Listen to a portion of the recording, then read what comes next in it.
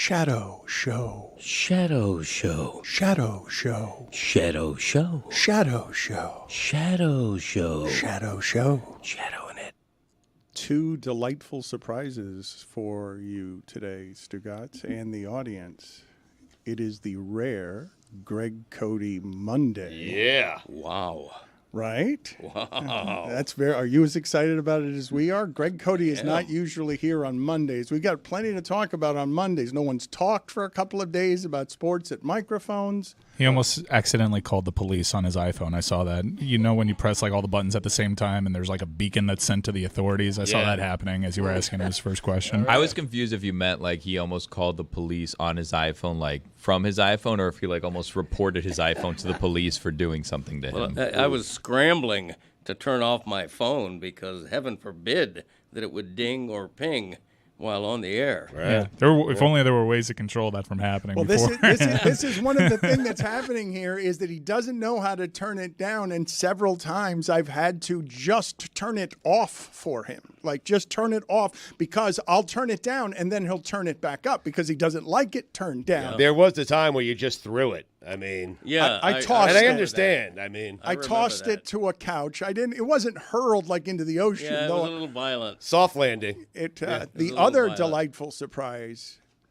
Lucy, who has become a genuine football star. Lucy has parachuted in to grace us with all of her college football knowledge. And I believe because the professional football was so shitty yesterday, I believe we should start with college football. Wow. This is the best day of my life. Huh. She had a giant breakfast in Madison. She conquered Madison. Madison has rarely looked as fun as Lucy made it look. Not true. Madison is widely considered the best college town in America, and hate to say it, can confirm. Wow. It's awesome. Wow. I think Playboy once voted it the best best college party town in America, but I have rarely seen that kind of fun the way that you were illustrating that kind of fun over the weekend. You brought us Madison in a way that was colorful. Greg, did you see any of it, or did you stop listening the moment we stopped talking about you? I did not see anything from Madison. No, I apologize. Did you stop listening, though? No. I mean, you went to your phone. You were doing something. You were not interested in what Lucy was saying. I certainly was. Did you even know I was gone, Greg? I knew you haven't been in here a while. I don't believe you. Welcome back. Jack. She's been joining us from her father's basement, and so it's nice to have her here. And Billy had a restful Sunday in which he is advocating for more people to feel the genuine peace of not having your team playing on Sunday.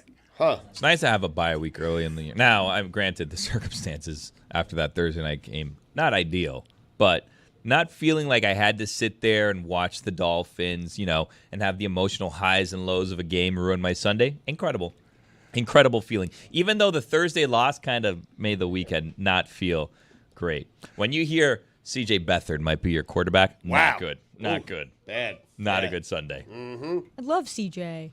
No. The only good quarterback, semi-good quarterback to come out of Iowa ever. A defiant Ian Rappaport reporting that a defiant Tua will not retire is not how you want to spend your weekend, that he's going to consult neurologists and he will not retire after. And this I have not seen before. Tell me if any of you guys have seen this. And it's one thing to have a bunch of retired players tell Tua he should retire. An active NFL coach, Antonio Pierce, saying from the other side of the country that Tua needs to retire. Tell me you've seen that happen before. I never have, but I mean, Antonio Pierce, it's coming from a good source. I mean, that guy had a big win yesterday. He knows what he's doing. He knows what he's talking about. I would trust him. Because he won? Yeah, beat Baltimore. Okay. Yeah, Baltimore. How about that? It's a bloodbath for my picks this year. Ooh. I mean, what a week 2 was awful. Let's go ahead and start the show.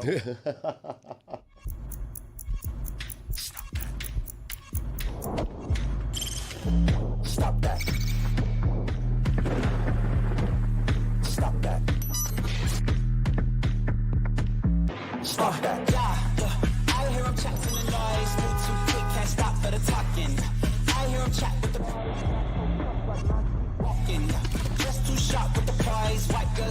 tell me I'm awesome, yeah. Hot like fire on the pan. If you wanna touch my please use caution. Cold like 0 degrees. I'm out the cage, gotta let out the beast. Revolutionary, gotta let out the streets. Locked in a cage, I'ma let out the sheets. We came for one man, forget my peace. We take the west side, take on the east. I'ma put them in the cage, never let out the. Yeah. I hear him chat to the noise, move too quick, can't stop for the talking. I hear him chat with the boys, not so tough, but mans keep walking, yeah.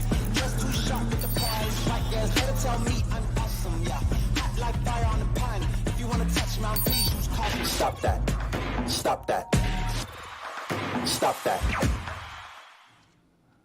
We will descend into the fun and frolic of football in just a moment, Stugotz. But this week, we are doing a couple of things here that are different for us. Tomorrow, we are doing a voter registration day to make sure, nonpartisan, that people register to vote and understand what's at stake over the next couple of months, because I really don't want it to feel any kind of normal or to skip past multiple assassination attempts on a former president, the most recent one here yesterday locally.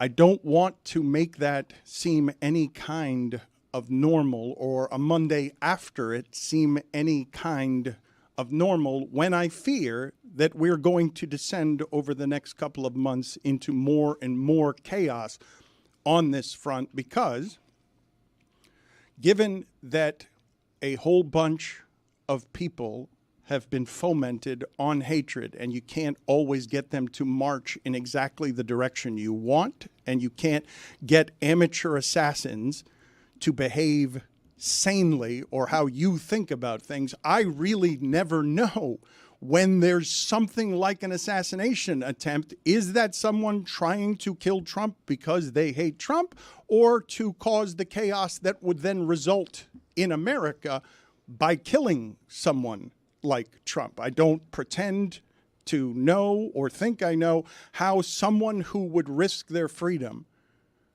by killing a person thinks, but I simply don't want to just skip past it as we spend our Mondays and this week frolicking. And we're going to do something tomorrow and over the next 2 months so that people just become active and exert whatever power they have over a situation that can feel helpless and hopeless when you're talking about something that I have not seen in my lifetime, and I don't think we've seen very much in the history of politics or power. Multiple assassination attempts,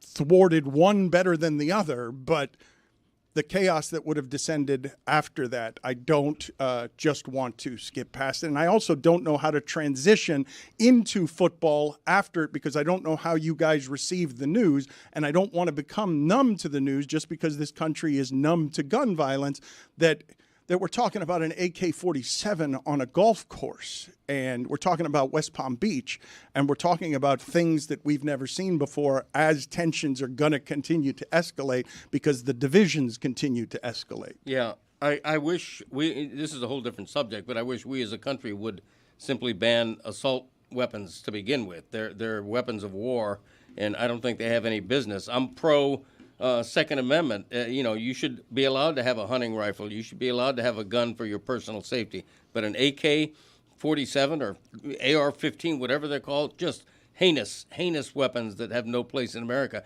I agree with you.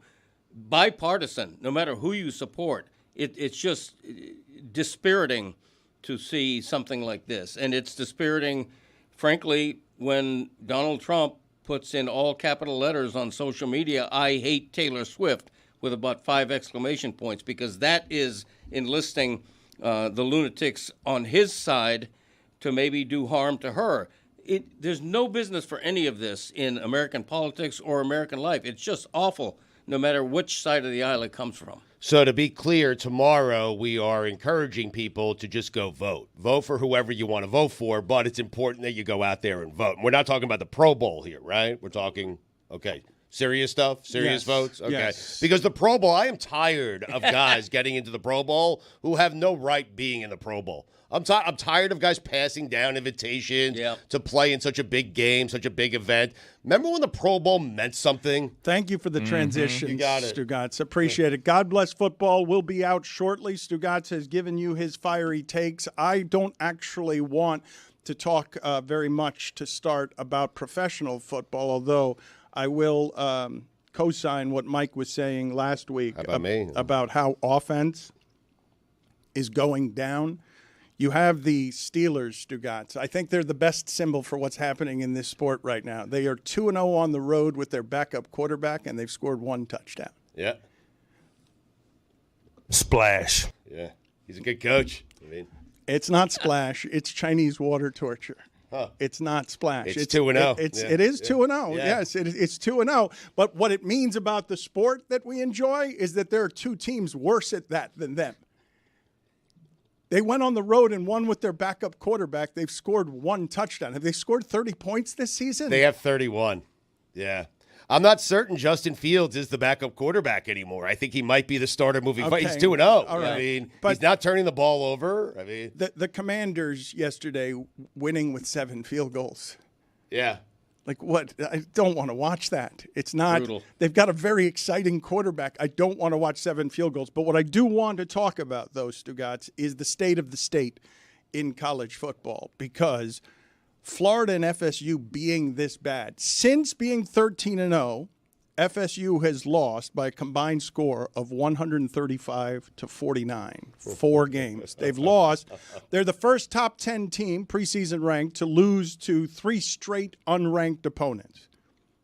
So they lose to Georgia 63-3 in the last game of last year, and then it's 24-21, 28-13, 20-12.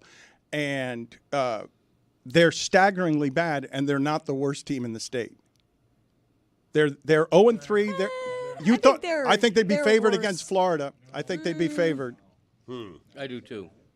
I don't think people would be even allowed to bet on that game. They'd say, please don't do that. Right. Look out for yourselves. We care about your money. Spend time with What's your the family. point? Don't Yeah. touch Florida State. All right, so you may think Florida is worse. Their situation feels worse. Their coach is in more trouble. The idea that Napier is being booed while doing an in-stadium don't drive drunk ad.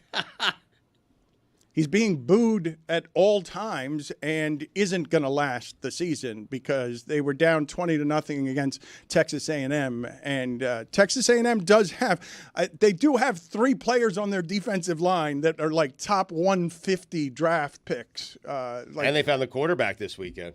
I mean, Texas A&M is a really talented team. You know, they even with a new head coach, they recruited really well under Jimbo Fisher. They had the #1 recruiting class. It's not like losing to Texas A&M isn't a terrible thing. I think it's just the combination of you've lost every game. You got blown out against Miami. They did beat Samford, but like it's been a long few years of Billy Napier, and I think what's so frustrating for Florida fans is like, especially last season watching Florida, they are a talented team. They have like decent players. I just don't know if I've ever watched a game and been like, that is like the least disciplined team I've ever seen. Just like constant penalties, like stuff that happens that you're like, you should know better. Like you should just know better. And that stuff I feel like all comes down to coaching and Billy Napier. I think Florida's issues are easier to correct more quickly. I think it's going to take FSU a couple of years because they've basically ignored the high school ranks and just gone all in on portal. It's going to take a while for that wheel to fully turn. But the crazy thing about FSU being 0-3 is they've lost to teams who aren't playing well against them. I don't think Georgia Tech was especially special against them. Boston College was average or below average in 2 of the 3 phases of the game. That's the worst I've seen Memphis look for a while, and that's the best the FSU D-line looked all season long. They're somehow favored against Cal, who has shown so far this season they're better. As we were having a text exchange, Dan, like FSU has now told us exactly who they are 3 times this season. People should start believing them. They're the only Power 5 team that's 0-3, correct? Put it on the poll, Juju at Le Batard Show. Who's worse, Florida or Florida State? Because the 2 best teams in the state are Miami and the University of Central Florida, correct? Like if Central Florida was playing either Florida or FSU, they would be favored, even though they barely won this week. They play in a few weeks, so we will see if UCF is better than Florida. I think like what is so shocking about Florida and Florida State being bad is these are 2 teams that have won won national championships in the last 20 years, which is a very rare thing in college football. There's so much money. There's so much fan support behind these two programs, and you are in the second best state for recruiting. Like, there is absolutely no reason that it should ever get this bad for these two programs. Like, your floor should be 7 wins. And these two teams, like, Florida State may not win a game this year. That is crazy. If you can't recruit locally after a perfect regular season and an ACC conference championship, you have big time issues, Dan. Mike, but just to be clear, you're saying Florida has recruited well, and Florida State is mostly going through the transfer, and that's their mistake. Yeah, I think Florida's more correctable in that if they make the right hire. Now, they haven't made the right hire in quite some time, which is why they keep finding themselves here. But you have the 5-star in Lagway that has impressed. Yeah. I know he went up against a really tough opponent, but he seems to be good, especially for a true freshman. They have talent. The composite talent is there. Like, if you plug in Lane Kiffin, it may end up in a disaster, but tactically, I think he can overcome some of their issues, which from a composite talent ranking spot, like they're showing on the field worse than they actually are. Whereas FSU, that is a systemic issue that's going to take a little bit. You mentioned Lane Kiffin. What happened with him this weekend was funny because he's corrected everything. He went from FAU to Mississippi, and he's going to be able to get a better job than that. He made fun of the Brown Lakes in his city when he was on with us. He is right now doing all of the interviewing that he's going to do for future jobs because he's going to be a very coveted candidate. And what Mike and Lucy are saying is true, Stugotz. It's a bit staggering to see FSU go from 13-0 to this kind of bad this quickly. Like it's not just what Lucy's saying about you've won national championships this century. It's that 4 games ago, we were all yelling and screaming that they deserved, or, we were having the argument before the quarterback got hurt that they deserved to play for the national championship among the 4 best teams in the country. And the other 4 that were in that don't fall at all. Never mind fall like this. Michigan kind of fell a little bit, but like Florida State and Michigan have both been, victims of the same issue here. Like with just the game from, okay, you didn't make the playoff, now you're playing Georgia. Everybody opted out for Florida State. Like every single player opted out. I think they had 60 opt-outs. Like it was batshit crazy. And then you lose so many players to the draft. They were so portal heavy last year. Sometimes that works out. Sometimes it doesn't, though. Like, you kind of see the same thing happening with Colorado right now, where, like, instead of recruiting, they were just going so heavy on the portal. And I know they beat Colorado State this weekend, but they're not that good of a team. And so you just, in this day and age of college football, the portal is good. It helps. Like, you can really use it to supplement your team, but that's what it has to be. It has to be a supplement. Like, you still need to recruit.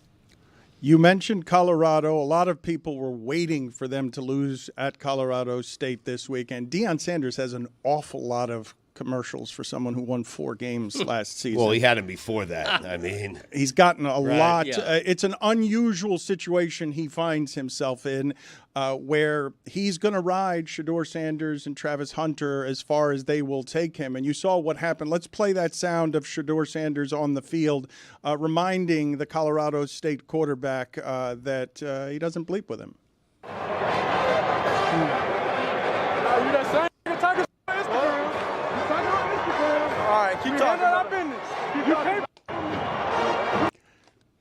I think it's worth noting that Colorado is definitely a shit-talking team. If there's one team in college football that talks more shit than Colorado, weird enough, it's Colorado State. Like, they came out before this game and was like, last year we should have murdered them. Used the term murder, which was kind of crazy. And we're like, Instagram likes, Instagram views don't get you wins.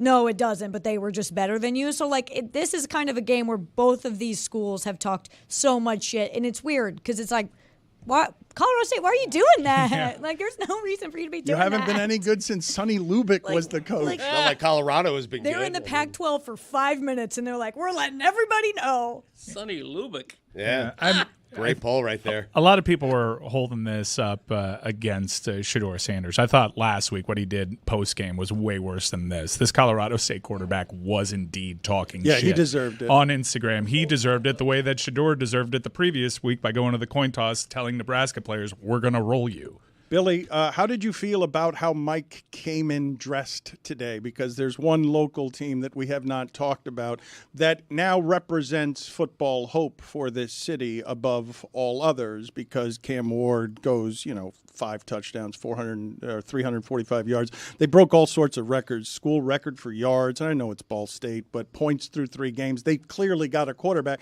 And Mike Ryan's wearing a UM hat that's autographed by a bunch of different people. I don't know who it was autographed by. Not a single autograph. Yeah, that's just Some that's marble a pattern. design. Yeah, just looks like a pattern. floor, Right. like it's No not autographs. tile. Right. Yeah. Yeah, I would not wear a hat that is autographed. Where did you think the autographs were? Same. Like this? All over the place. Looked like From smudges. here, they looked.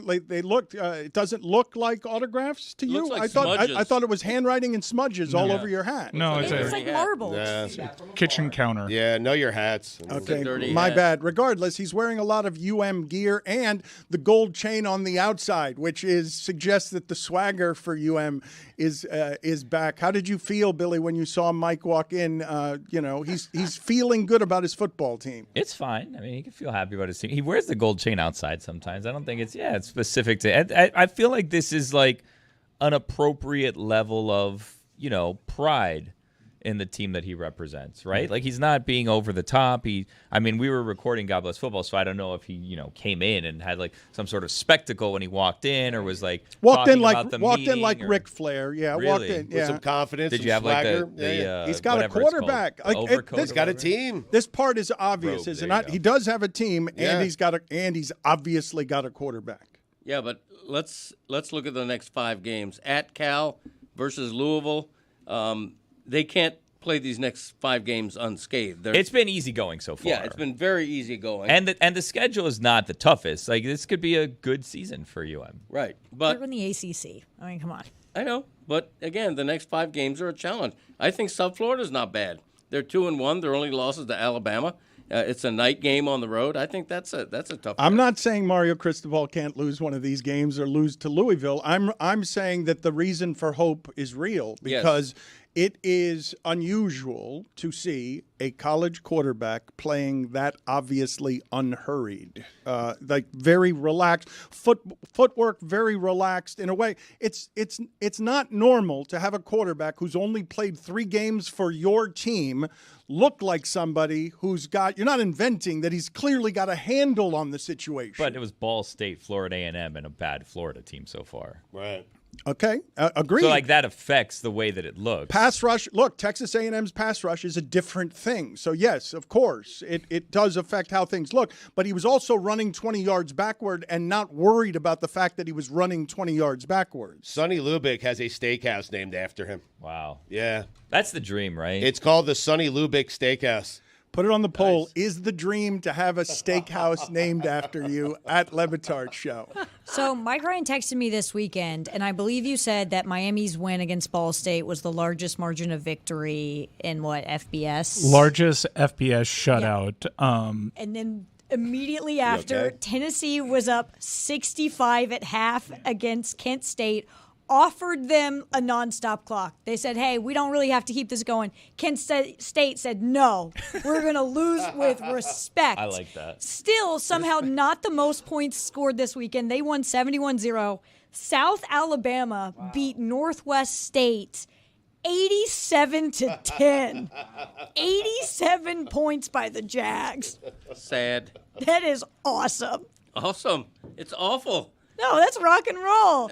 Come on. It's South Alabama. You got to let them do it. That is so cool. That's the reason why I prefer the NFL over college football, is because in college football, particularly the good teams, everybody's got those 3 or 4 games built in that are just laughing stock games. In pro football, it's only the Panthers and the Cowboys that happens to. Correct. Well, you never know about the NFL. You do know in college football. Did you see Northern Illinois beat Notre Dame 2 weeks ago? You get those crazy, awesome moments where, like, New Mexico State comes into Auburn and beats Auburn in Jordan-Hare. Yeah. Those victories are fun. And, And there are always- blowouts. Who cares, though? Everybody's drunk. Everybody's having a good time. Your NFL was boring this weekend. My college football kicked ass. Okay. Sonny Lubick was also friends and a classmate of Evel Knievel.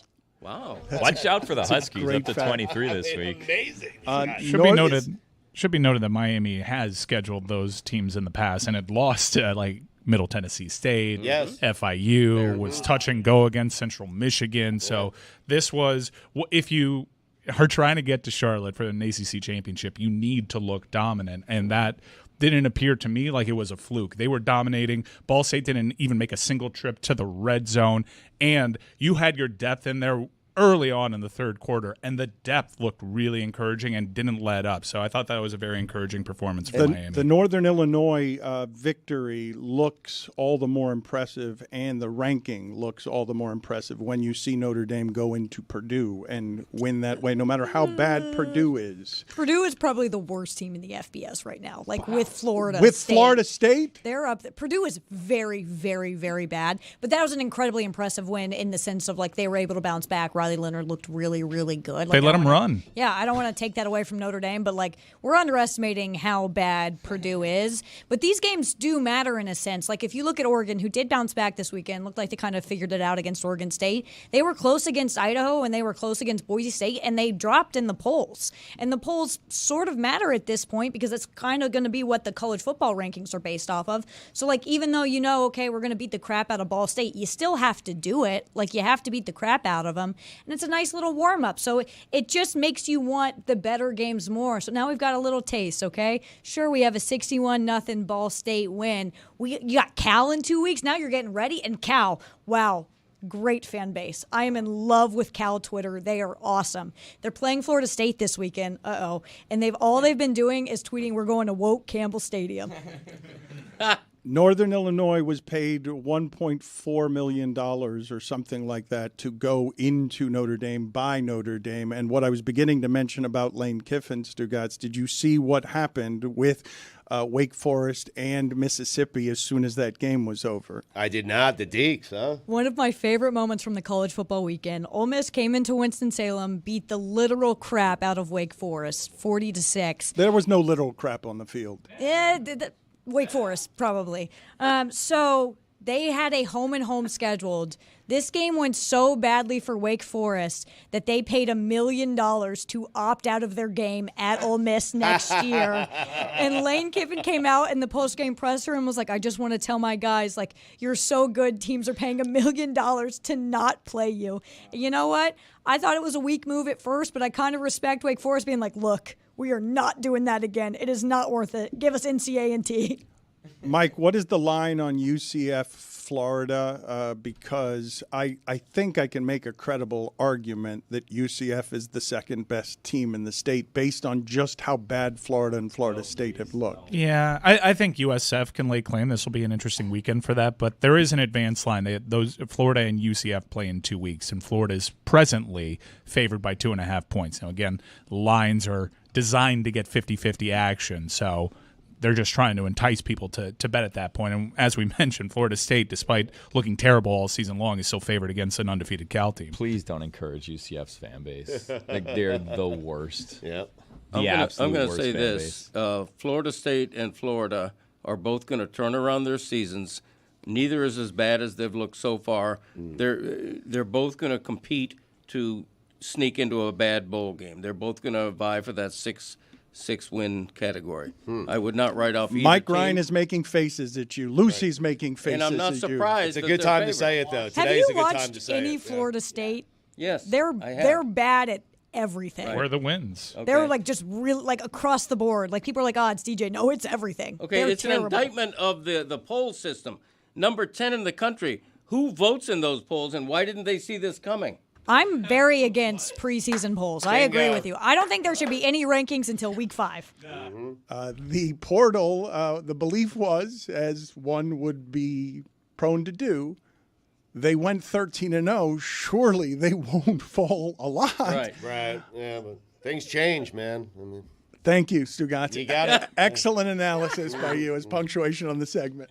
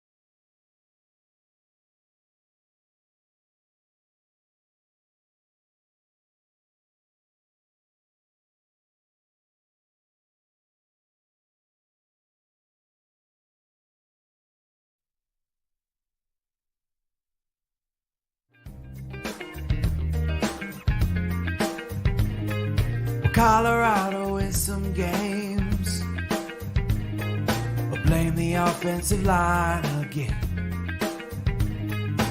From blown leads to some bad beats, it's always blamed on everyone but him. Joe running, throwing black and gold like no one can. But he'll come and go and hit the road as soon as he has the chance. We're always talking about Deion, Deion, Deion, Deion. Can the group help me with a bet with Greg Cody? I want to bet him that the University of Florida will not be making any kind of bowl game. I know what he can do. He can honor the one Florida State fan that said he would eat dog shit if Florida State lost to Boston College. Yeah. Then Florida State did lose to Boston College. He said, I'm not eating the dog shit, and deleted all his accounts. Wow. And that's why Florida State keeps losing. He needs to eat the dog shit. He should eat the dog shit. Yep. No doubt. Right. He should literally eat the dog shit. Well, Lucy's apparently volunteering you as tribute. How do you Yeah. feel about those steaks, Greg? I mean, Well, first of all, I clearly said, and you can replay the tape, as we say in the business, I clearly said that either Florida or Florida State is going to come back and have a decent season, go on a run. But since then, I've discovered or been reminded that Florida Gators have the toughest schedule, perhaps in the history of mankind. And so Florida State is the team I'm saddling up as the comeback team. Your son also whispered in my ear, doing some excellent executive producing, push him on how much Florida State football he's watched this year when you claim to have some Florida State football expertise. Right. Your son playing defense against you, wanting to expose you nationally and on live television, was saying, go ahead and push him on, ask him some Florida State questions and see how that goes for him. First of all, I'm not going to take a quiz. I'm not going to take a quiz. I have watched a bit of the Seminoles. I don't need to watch all those dreadful games. Right, who wants to have watch an that? opinion. Exactly. Look, Yep. they're not as bad. They weren't as good as 13-0. They're not as bad as 0-3. They were as good as 13. They're definitely as bad as 0-3. Okay. They're terrible both things across are the wrong. board. Right. If They're really bad. I haven't committed the Knowles schedule to memory. If I had it in front of me, I would recite exactly. You can the look game. it up. Okay. I have it in front of me right now. let's They're do favored it. against Cal. Wins and Are we losses. doing win-loss? Oh, I love Oh yeah, this. sports radio. Brought That's to a you by tough. someone. That's a tough game. Can I stop? Can I just stop before we do wins and losses? I know Billy wants to do wins and losses, but I Me? don't want to just skip past what happened, which I believe to be a historic thing in the history of Greg Cody shows, which is Billy is Greg Cody's greatest ally in the world. For Billy to say, so both things are wrong in a day when Greg Cody is here, was legitimately shocking to me. Well, no, I'm not. That's not my opinion. Those opinions aren't coming from me. He just made a statement. He made two statements as one. They were sandwich, both and wrong. you guys disputed each one of those statements Right. as wrong. And Right. well, I I'll guess make a both bet those are about wrong. Florida State. I'm looking at their schedule. They got 5 wins in the Attaboy. bank. What? Okay. Wow. In Well, the then bank. then You they're not haven't bowl. won. You haven't won. They're not bowl eligible then. Okay. Actually, you do Banking it. not need 6 wins. There are some bowl games that will take you if you're 5 and 7. Well, because isn't there's that if- so many bowl games. Isn't that if there's not enough people that are Yeah, eligible? if there's not enough teams that are eligible, and then if you're 5 and 7, it's based off of like academic standards is how you get in There first. you go. I don't know if Florida State's a good. Everyone in or my high not. school. Greg, I FSU. support you because Except these me. bad bowl games, they want a big brand. Sure and like, they how do. often do they get Florida State or But Florida? wait, where are the And they victories? want a traveling I've fan got, base. I've got a Oh, Charleston Southern. They're in the bank. They've got a Charleston Southern victory in the bank, but Notre Dame. We don't know that necessarily because we thought they had a Memphis victory. No, Mike didn't. Mike put the town on alert. Did you? The town on alert. Mike told you Memphis. Mike bet the money line plus 9.5 Saying because for Mike months put they the were- town on Yep. alert. Yeah, I've been saying for months that they were going to lose that Memphis game. The ATM does not stop this weekend against Tallahassee. So SMU, one of the few teams that can actually lay claim to say we've had a more disastrous season than FSU. So maybe there's a win there. They are hosting Florida. They have Charleston Southern, as you mentioned. Outside of that, UNC's got quarterback issues. It's going to be hard, Greg. They have Duke. Right. I mean, they've Duke lost. is 3-0. I don't want to hear about it. Stugotz. I mean, Duke is beating Duke nobody. has been good for a couple of years. It's also now. I don't want to hear about it. Yeah, you got FSU traveling to. This is a team that is 0-3 and hasn't played a true road game yet. Mm-hmm. All right, and by the way, I saw the crowd over there. Seemed like plenty of good tickets available. This is a fan base that had a lot of opinions on attendance, and even though a third of the stadium is under construction, you would think that would mean for a packed house, but it isn't. Hey, maybe there's some really good deals on the secondary ticket market out there in Tallahassee. And if you're curious, I'm finding the best deals out there. Why don't you do what I want you to do, and that's download the Game Time app. Create an account and use code Dan for $20 off your first purchase. Terms apply. Download Game Time today. What time is it? It's game time. I have what I believe to be in front of me the single greatest college football information / stat from the weekend. I ask for you guys to knock this off of the top of the mountain. Arch Manning was timed at a top speed of 20.7 miles per hour. I know that Stugotz and Greg Cody have been loudly adamant about not liking this kind of extra information, but they don't want new information. They don't want everyone timed on everything, but I was stunned to see that time of 20.7 miles per hour is faster than the fastest time that Tyreek Hill has recorded on a football field this season, 20.3 miles per hour. You say no, I'm telling you it's statistically so, and I ask you to come up with a better piece of information. This is Cooper Manning's son. Eli and Peyton are his uncles. So this is not the prodigy from the quarterback chromosome. This is quarterback chromosome adjacent. Yes. Cooper, but I was stunned that Arch Manning runs that fast. I was stunned to see the Stugotz tweet of Arch Manning can scoot. Yes. So Arch Manning's run was 67 yards. Peyton's longest NFL run was 33 yards, and Eli's was 23. So Arch Manning's touchdown 67-yard run was longer than Eli and Peyton's longest runs combined in their entire NFL career. You are a liar. Peyton Manning never ran for 33 yards. I demand 2001. That's what it I says, demand according proof. to Sports Illustrated. I didn't see I got to it. see this I run. watched all the There is games. no way that happened in a professional football game, and I do not remember it. And put it on the poll as well. I have a video that I can't show because it's game footage. But Put it on the poll. Colts website. Are they allowed to lie? At Le Batard Show, propaganda, fake news. What's more stunning, that Peyton Manning once ran for 33 yards or that Eli Manning once ran for 23 yards? At Le Batard Show. Do any of you have a bit of college football information that is more impressive than what it is? You just said, I offered that as a promise that I was going to shock you, and you still said, no way, wow, that can't be true. Okay, this is why. Tyreek Hill has run 23.34 miles per hour. Not this season. I said this season. Clocked on a field this season. Yeah, I saw that graphic out too, and I was Early like, days. this is one of those, it has to be fake news. And then I found patient zero, and it was an aggregation from Dove, and I don't believe those anymore because Dove isn't even Dove. So I'm just going to go ahead and say there had to have been a point in that game on Thursday where Tyreek Hill ran faster than Arch Manning, although Arch Manning did look really fast. He really did. I have one that's Arch Manning related, actually. He is the 8th favorite to win the Heisman Trophy this year. He's thrown 14 passes. Hey, can you scan up to the top of that favored list? That is amazing. He's going to win it. Who's favored? Cam Ward was second Cam last Ward. time I looked. Nah, look again.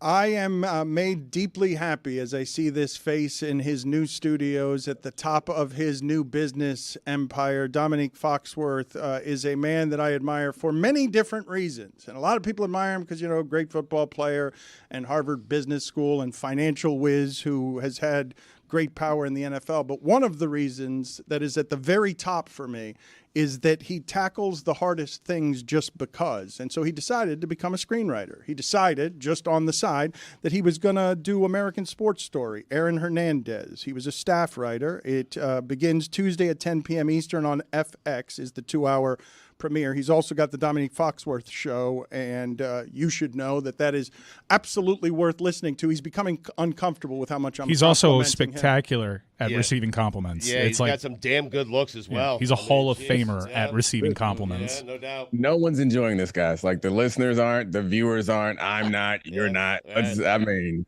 we had a football weekend, fellas. Well, it was kind of a shitty football professional weekend. And I wanted to ask you, because one of the things that I find super interesting always about sports is how bigger, stronger, faster, and survival of the fittest evolves. And clearly the defenses are better at making Patrick Mahomes and others throw for 150 yards. They're making offense harder to come by, even though all the rules are set up to favor the offense. What is happening, Domonique, there strategically, that the games yesterday are 7 field goals from the Commanders and the Steelers are 2-0 with their backup quarterback on the road because Atlanta and Denver can't do anything against them?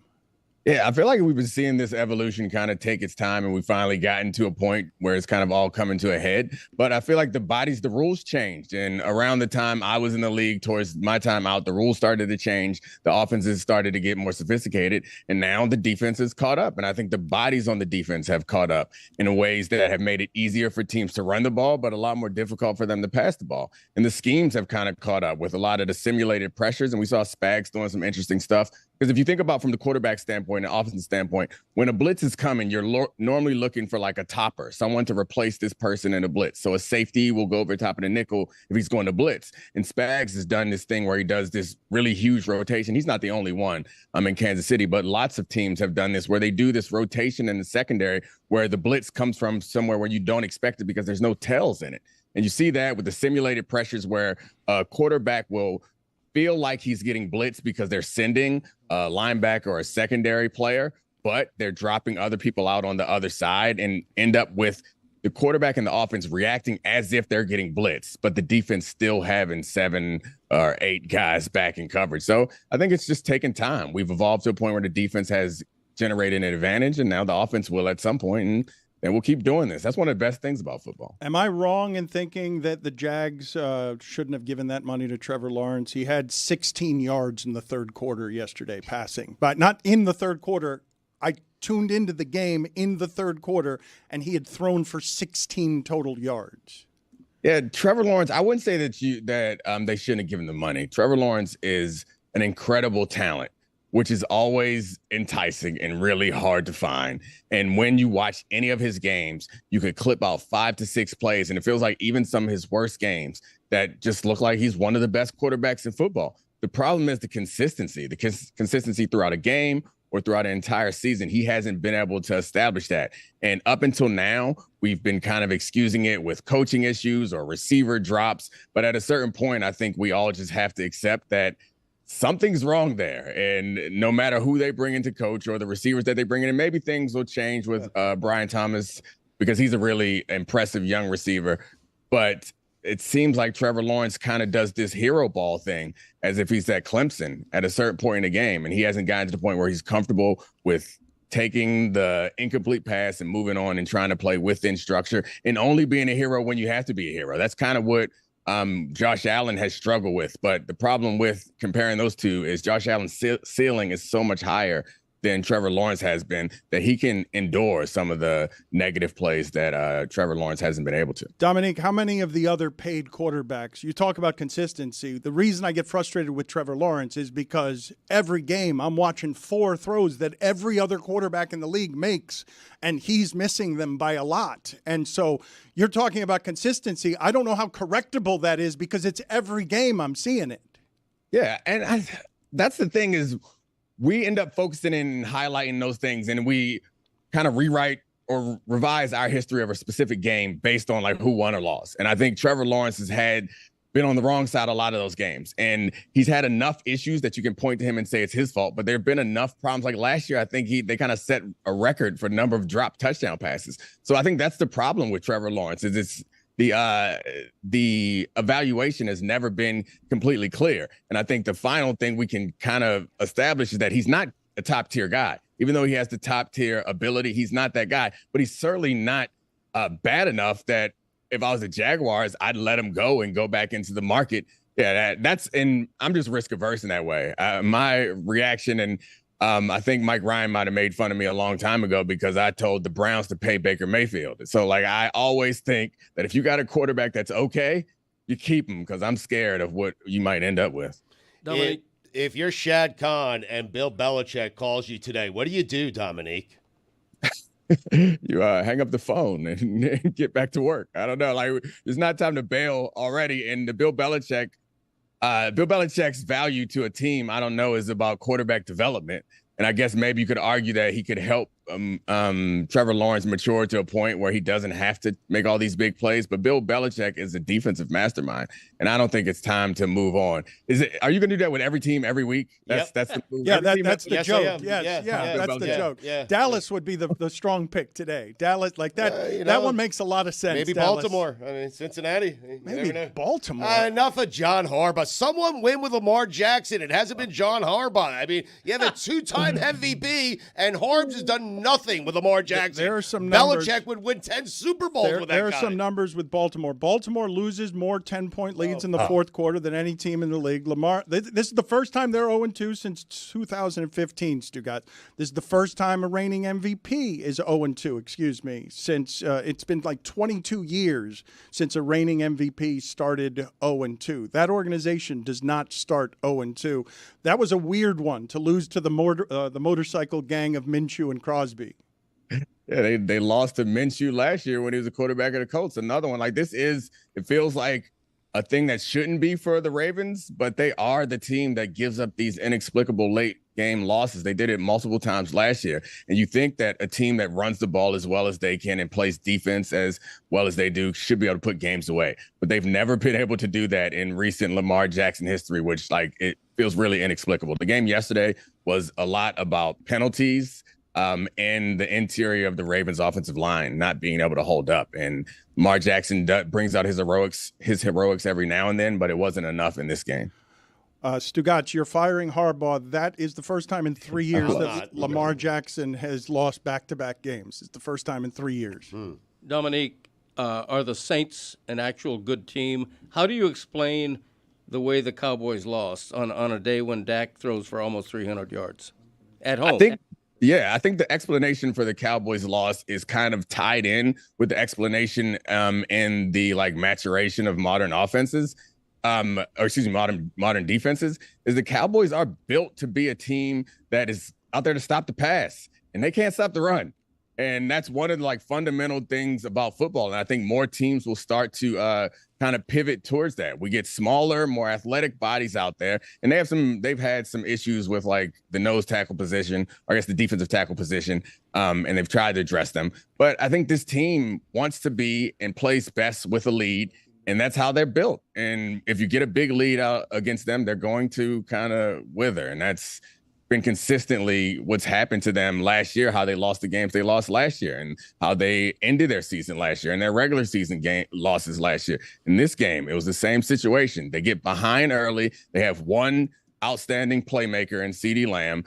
They don't run the ball particularly well, and they can't stop the other team from running the ball that well. You can't win in the NFL. Forget the NFL. You can't win in any sport if you can't run the ball and you can't stop the run. Ready? League, not any sport. I guess if you can't run the ball, you could probably do pretty well in basketball, right? Stugotz has just handed me a note that Adam Schefter is reporting that Pacheco is out on injured reserve, fibula, at least 4 weeks. Yesterday during the game, and some of these guys came back, but there was literally a 3-minute period, I'm not kidding, where everyone happened. got hurt? Well, it's Justin Herbert's in a tent. Justin Jefferson is limping back to the locker room. Kittle. Nick Bosa is out, and Kittle was just cramps. It is week 2. And the Jets play 3 times in 11 days. I shouldn't laugh. I'm on this Miami show where, injury is not a conversation that anybody wants to have in Miami, particularly with that quarterback. But are we surprised? Football and MMA, these are the sports where it's this is going to happen. And we've all come to grips with it. We've accepted it. It is what it is. We're going to go tell a bunch of personal stories next week about how much we love everybody. We want them to be healthy, and we wish the game wasn't violent. But we're going to watch this all over again next weekend. Well, I have a theory here I want to run by you, Dom, because I really haven't seen the outpouring that I saw for Tua from former players or a current coach before. And my theory is that the way that Tua is being concussed has the feeling of a helpless infant in it when you look at what is happening with his hands. And so you get Antonio Pierce. Now, again, he coaches a motorcycle gang, a historic motorcycle gang. Crosby, I mean, that human being would be scary anywhere in the earth he were roaming, okay? And here's Antonio Pierce saying, unbelievably, I thought, a very tough football player, yeah, Tua needs to retire now. I'll be honest, I'll just tell him to retire. It's not worth it. It's not worth to play the game. I haven't witnessed anything like I've seen that's happened to him 3 times. Scary. You can see right away the players' faces on the field. You can see the sense of urgency from everybody to get Tua help. I just think at some point, he's going to live longer and he's going to play football. Take care of your family.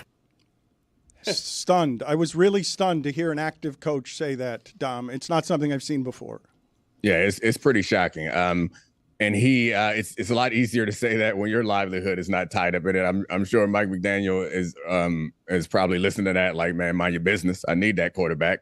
But I do think that it's the shocking part. And I think one of the more difficult things for me when I hear these conversations is we actually don't know if it's the like major concussion hits or just the accumulation of like subconcussive episodes that leads to the long-term like health impact. So while the Tua stuff is shocking and it's obviously not healthy for him, there are a lot of other players who are doing things every weekend that are just less egregious, that particularly on the offensive line, where every offensive defensive line, every single play, they're banging heads. And like, it's going to take a toll on them through the course of their careers. And there are, I guess we have better ways to identify the issues that players have had, and we've taken measures to adjust the game and adjust the practices to try to help out the long-term prospects for all of the players' health. But we won't know about how this is working for 10, 20, 30 years to see the impact on those players. So, I mean, obviously the reaction for everyone is to be as cautious as possible with someone else's life and career, but we're not in that situation. We're not that player. We're not that person. But how do you feel about the instant admonishing that he should retire from people who really have no solid opinion? They're not. You've got strong opinions on this. Well, I can feel the indignance rising up in you. Well, his opinion is people should stop giving their opinion on whether or not a man should retire. Stop telling Greg Cody's beloved quarterback and the only hope he's had at the position in 25 years to retire. He's a homer, I would say and he wants him to keep playing. I would say this on behalf of any concussed quarterback in the entire league. Shut the bleep up and let the man make his own decision about his own career and future. Let Tua and his family and his trusted doctors in a room make that decision.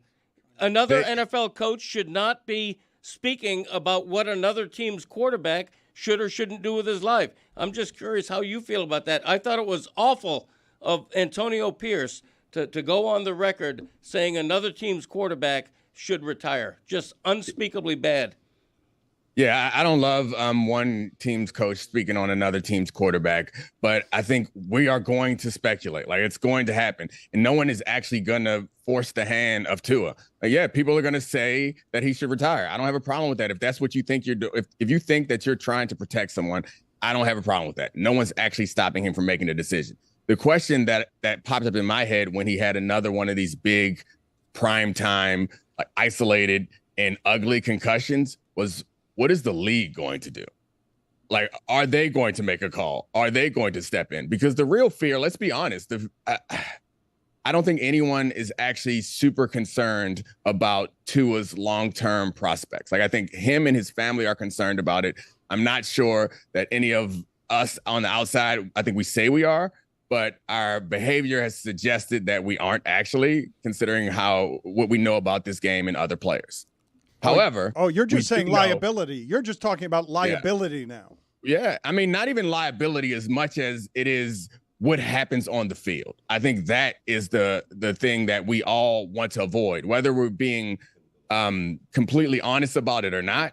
I don't think all of us are worried about how Tua is going to feel 30 years from now. I think more of us are worried about what's going to happen on the field if this keeps happening to him on the field. Like, I think that's what scares us more than anything else, because a slow deterioration into some sort of CTE effects is not, I mean, it's proven to us that that's not something that's going to get an actual reaction out of us. Something like on the field, what happened with DeMar Hamlin and what happened with Tua, like, that's what gets us upset. That's what makes us uncomfortable, when it's slammed in our face how brutal this game can be. I think what Greg's trying to get to, and Domonique is tiptoeing around, is they are afraid of what's going to happen on the field when this team gets rolling. They have Odell, who hasn't played yet. They finally have Tua with a contract. They have Jonnu Smith now in the mix. Right. They're afraid of the Dolphins and Tua getting things going, so they're trying to force him out of the league, and it's despicable. Yeah. Right, Greg? Mm-hmm. I love Billy. Yes, Billy. Thank you for the support. Domonique Foxworth has, as I mentioned, American Sports Story, Aaron Hernandez. It is streaming on Hulu, new episodes every Tuesday. What are you making faces for? I mean, that's why I was here to promote the show. I worked so hard on you, pretend like you were proud of it, and then you started talking about football. We didn't ask you a single question about it. You're right. Yep. Yeah, it's messed up. Yep. It's a little early for murder, though. Right? All right. You know what, Dom? We're going to stay there, and we're going to come back and talk about murder with you on a Monday morning. We're going to come back. You're coming back next.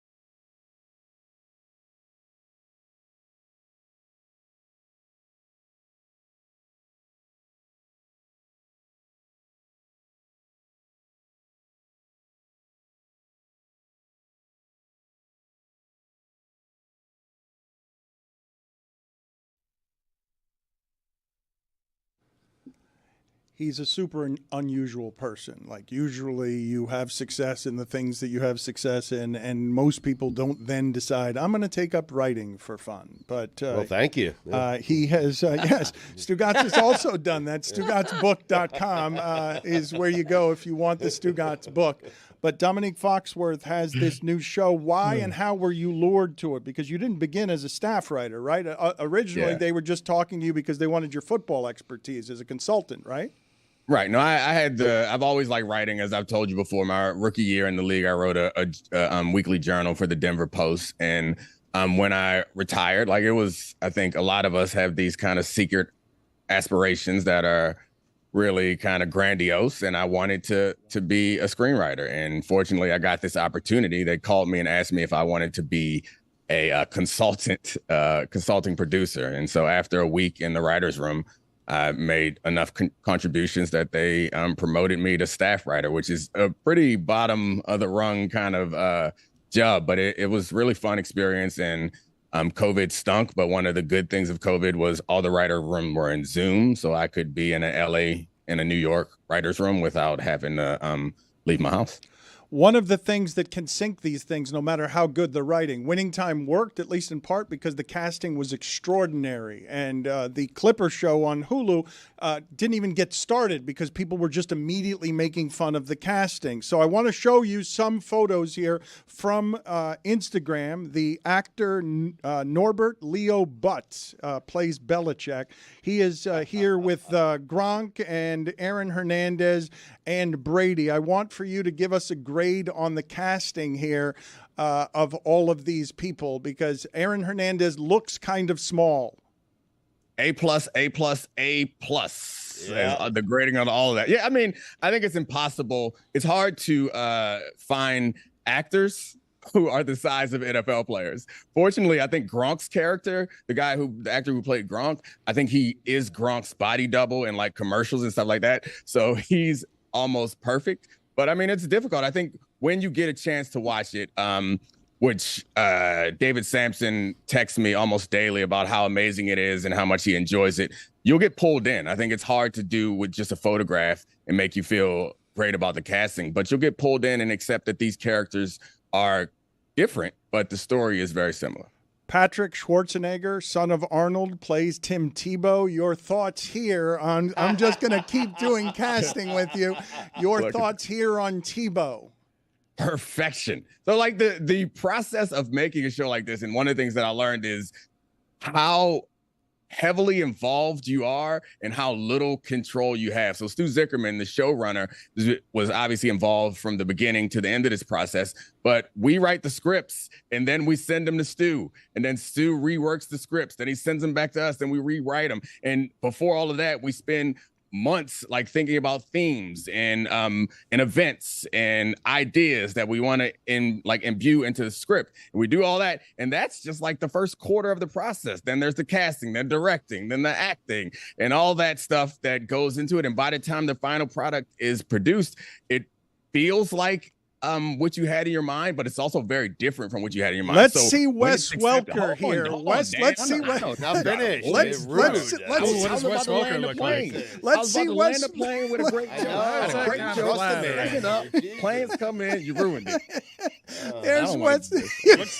That looks like AI. There's Wes Welker. It's a flattering hire for Wes. Let's see Vince Wilfork. Let's see Vince Wilfork here. What do you think of Vince Wilfork here? That looks more like Kimbo Slice. I think that looks like a man who you would probably embarrass yourself in front of because you did not keep up with his marital status. Let's see Urban Meyer here. I want to see Urban Meyer here and get Domonique's. This is a very young. This is what Urban Meyer thinks he looks like. Just like Will Levis thinks he's Josh Allen. This is what Urban Meyer on the inside when he's in an Ohio State bar. That's Urban Meyer. That is. Well, it's supposed to be. It does look like Urban Meyer from 20 years ago. Yeah, That's Kevin Burkhardt. Younger, yeah. I haven't seen him in a while, though. It's weird. Wait till you watch it. Watch it, and then come back with all these criticisms and critiques. Those are perfect casts. I mean, it's Hollywood. You think you want me to go find ugly people? No, we're going to find attractive versions of these athletes. You're welcome. How many episodes we talking here? Yeah, I mean. Just watch the first one. Just watch the first one. That's all I ask of you. Watch the first one, maybe the second one. Yeah, the first and second come out at the same time. Watch both of those. If you don't want to watch it anymore, don't watch it. Billy's busy watching Secret Lives of Mormon wives. Mormon, yeah. Well, that's a good one. There's no competition. I think those are different things. That's like a meal versus dessert. Like I don't want to replace that. That feels like a dessert show. But when you want some substance, something substantial, give us a shot. If you like it, keep watching. If you don't, I had nothing to do with it. Did you write a cameo role for yourself? Ooh, good question. And if not, why not?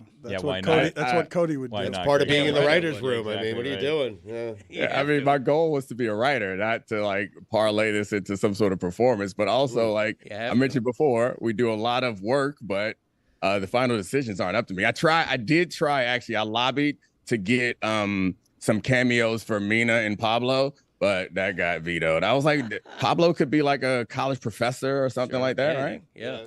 I do like the idea of like a forced scene where they're like, let's check in with Domonique Foxworth and see what he thinks of this Aaron Hernandez situation. And they just like cut to a clip where it's like an actor playing you, like talking to a reporter.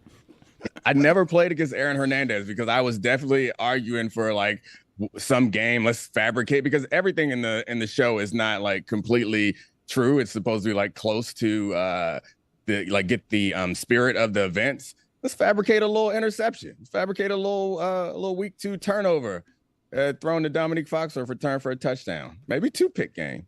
Did he do it? No. And no one cares about what I want to do. Oh, you're talking about the. Oh, yeah. I thought you were talking about this dude. This quick dude no. interception. I already big twist there. I already sent that to awful announcing. You gotta wait and see. You gotta wait and see. I don't want to do you a spoil. I did a show with Pablo about this, and Pablo is just on his show. He's just out here spoiling our show throughout the entire Pablo Torre finds out. American Sports Story, Aaron Hernandez. New episodes air every Tuesday, beginning this Tuesday, and stream on Hulu. Always nice seeing you, Dom. Thank you for making the time, sir. Do you want to finish landing the plane now? I know you a little bit, so you're gonna deny me the pleasure of it as an act of defiance. But since you said you're a performer, if you can land the plane from here, I'd be impressed by however you did land the plane. I don't need to impress you. I'm not here to perform for you, sir. While I perform for you, sir. You ruined it. You stepped on it. I was building up, and I was getting people nice and low and lull them into a sense of confidence, and I had a big joke coming that no one's ever going to see because you got bored and decided to steamroll me and take over the mic. Maybe I'll keep talking until we go into the break. Maybe you can hard network out me in front of Cody. Maybe not. Leave him there. He won't know that we're not listening to him. Just let him keep talking there with the sound down so that nobody reacts to him. What were you guys more impressed by yesterday in the first quarter? We've already said goodbye to you, Dominic. You can sit there for as long or as little as you want. In the first quarter yesterday, Aiden Hutchinson having 3 sacks in the first quarter, the first 11 minutes, or Marvin Harrison having 119 yards in the first 11 minutes receiving after having 4 yards on 1 catch and 1 target last week? I would say Harrison with the first quarter and really first half that he had. Hutchinson, 3 sacks? I know Hutchinson's on pace for 40-plus sacks this season. Dude, Hutchinson had that game in a vice. That was so dominant. Yeah. Harrison still didn't look all that fast for a Maserati. But that was impressive, man. Yeah. Marvin. Did you guys watch my show last week? I told you that Marvin Harrison was going to have this game because I know football. And guess what? He did it all in the first. It's a shame we had to let him go. How many shows does he want us to watch? The Domonique Foxworth show is among the many that he is doing these days. I don't think that you can say that a team has looked more impressive than the Saints. The stat that I'm about to give you, I thought was staggering. Their first 15 possessions of this season, the Saints scored on all of them. Crazy. First 15 over 2 games. They got either a field goal or a touchdown. And Stugotz, they have scored in their last 3 games, 47, 47, and 44. That hasn't been done since the undefeated Patriots and then some team in 1940. But that team of Randy Moss and Tom Brady was the one that scored like that. There were a handful of surprising things yesterday. Obviously, the Raiders winning at Baltimore, and you had San Francisco losing at Minnesota. Tampa Bay beating the Lions. Yeah, big favorites losing at home. But there was nothing more surprising than the way the Saints won. It's not that they won necessarily as a 6-point dog. It's that they steamrolled a Dallas team that made Cleveland look totally inept. NFL offenses, we've talked about it now for 2 weeks. They're kind of confusing us a little bit, but DraftKings Sportsbook put out an IG tile, and it was really confusing to me, and I'm wondering what you guys do with this. So far, Derek Carr is statistically the best passer in the league. Gardner Minshew has the highest completion percentage. The longest touchdown of the season was thrown by Sam Darnold. Baker Mayfield is undefeated, just won at Detroit, and is just behind Derek Carr in terms of league passing. And Kyler Murray, another dude that someone wrote off, and he didn't write back. Kyler Murray just had a perfect passer rating game. So a lot of dudes that the NFL and its fan bases have kind of made up their minds about have really started this season hot. And Geno Smith is no longer one of those dudes because he was one of the first to show us, oh, wait, you can reinvent yourself like Sam Darnold, even if you have multiple You just have stops. to leave the Jets. Yeah. We will get to the Jets in a second, Stugotz, because they have 3 games in 11 days. Like they now play on Thursday night. That's not good for the human body, obviously. But I thought Justin Jefferson, who had a 99-yard catch yesterday, and the Vikings having the confidence to have Darnold throw from his own end zone, and they don't care if Justin Jefferson is double covered. Jefferson was asked before the game, because San Francisco and the Jets had played the week before, if there was anything about how San Francisco played Garrett Wilson that would be instructive to him. And he did his move, our move, of respectfully saying something disrespectful. So does watching how they defended Garrett Wilson help you at all as you prepare for this one? Yeah and no. I mean, respectfully, I'm not Garrett Wilson. Our teams play me totally different. Great. Perfect. He's right. Damn right he is. That is as quick as you can be disrespectful after claiming at the top you were going to be respectful.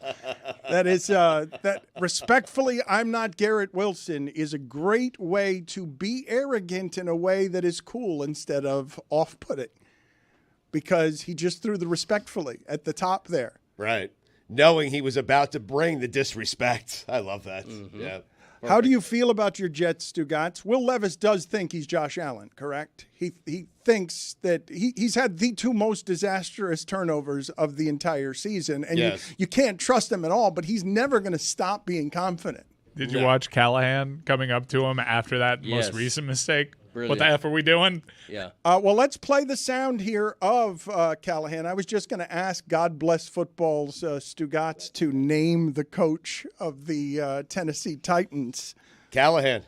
God Bless Football. Every Monday morning, every Friday morning, Billy Gill, the 4th-ranked international football insider, he was pretty funny after this game, because we've gotten so used to one of the things that's happening. It's not just that defenses and athletes are evolving, Stugotz. It's also there has never been this much of a premium on don't turn the ball over. Like, it's always been a thing, but never the way it is now. And so when you see something that is intergalactically stupid done by your quarterback, you're stunned by it. And so was the Titans coach. What did you say to Will on the fumble? I know you looked very upset on the sideline. I think the camera caught it pretty clear, if I had to guess. So, I was upset. It was dumb. It was the same exact thing he did last week, and he cost us points in the red zone. And that is what it is. He's a grown-up, and he knows better. And so, I was really irritated that he cost us 3 points in a game that we probably needed it. These Callahans got right to it, man. I mean, great. He's like, I thought it wasn't going to get better than it was dumb. But he's grown up. Like that's something a toddler would do. That is something a rebellious teen would do. That is not something that an adult professional would do in a professional setting where we all respect the Duke.